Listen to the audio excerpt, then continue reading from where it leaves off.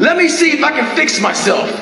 So I said, if I can just walk one more mile after being in the worst shape of my entire life, this would change everything for me mentally going forward. From this kid who came from dirt, nothing, who couldn't read until he was a junior in high school and is now here. I walked a mile. I said, maybe I can walk one more mile.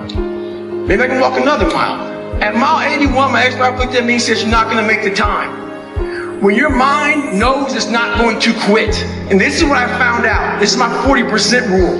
When your mind knows it's not going to quit, your body will adapt to whatever is in front of it. I ended up running 20 more miles. I did 101 miles in 19 hours and 6 minutes. And that one day changed, that 19 hours. It wasn't SEAL training, it wasn't Ranger School, it wasn't Delta Force, it wasn't any of that crap I went through. It was just 19 hours and 6 minutes that forever changed my life to know that we as human beings are capable of anything.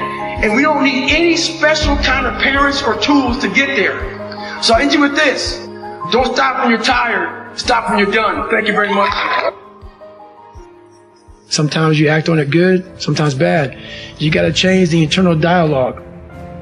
That person in your head that's talking that to you, until you change the internal dialogue in your head, until you callous over the victim's mentality that the world is out to get you because of you are the only, you got to change that shit.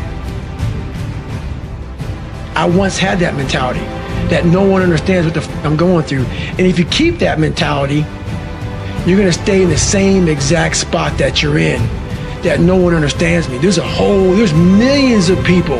Why do you think a book that I self-published, is doing so well? With a story that's so f***ed up. People I never forget, I went to a publishing house, who's going to resonate with this story? No one's going to buy this book. I'm like, are you not in the world? Are you not in society? You're never alone. Everybody's going through shit. So when people get this mentality of you don't understand me, you can throw a rock to someone that can understand you if they're willing to break themselves down and stop hiding. A lot of people understand you, but you got to stop hiding. And that's why I tell people, a lot of people are going through shit. They just hide better than you did. That's all they did. They're just hiding better.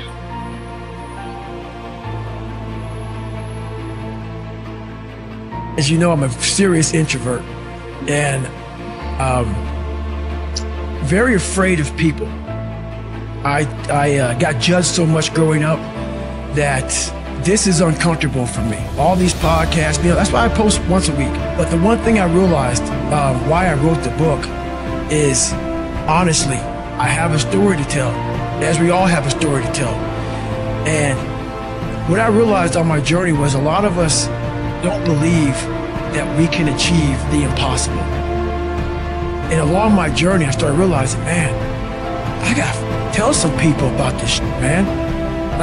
I discovered something that some people have, but they don't even know. All of us have it. But along this way, I wasn't, like I said, I wasn't a theorist. I became a practitioner. And I was like, my God, I'm busting down so many barriers of, I have a learning disability. Okay, but I'm catching up with everybody. I figured that out.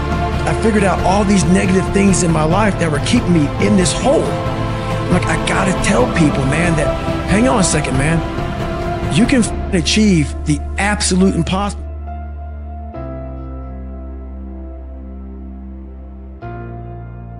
What you need is the one thing I talk about in my book, which is straight up, brutal work ethic. You have to be willing to outwork everybody in the world. And that's the hard part.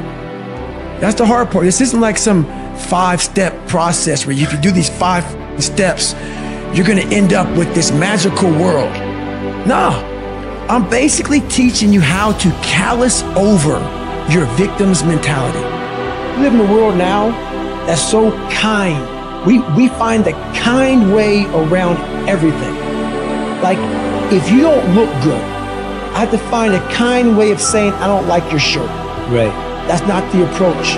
If that's the approach you're looking for, that book is not for you. Can't Hurt Me is not for you. The approach you have to take, at least I took, you take whatever approach you want. The conversation had to be a real, honest conversation. In the accountability mirror, guess what? I was fat.